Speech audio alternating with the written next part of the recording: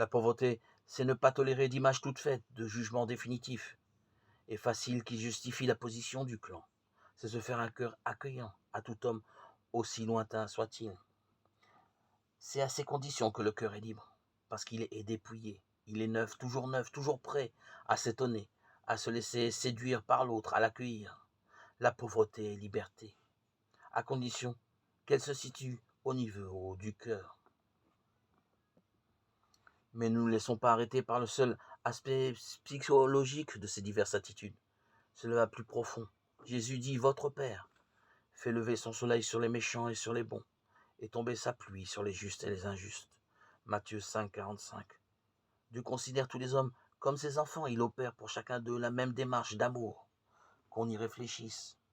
La distance qui sépare Dieu d'un croyant accompli et celle qui le sépare d'un criminel sont les mêmes. Elles sont infinies.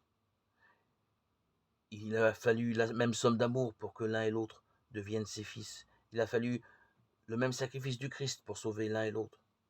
Au nom de quoi Dieu pourrait-il tolérer que l'on fît des distinctions fondamentales entre l'un et l'autre, entre les hommes?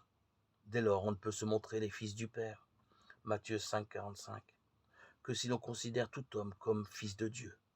La ségrégation n'est pas tolérable sous le regard de Dieu. Elle est la négation même de notre filiation. On ne peut accepter d'être fils que si l'on reconnaît les autres pour frères.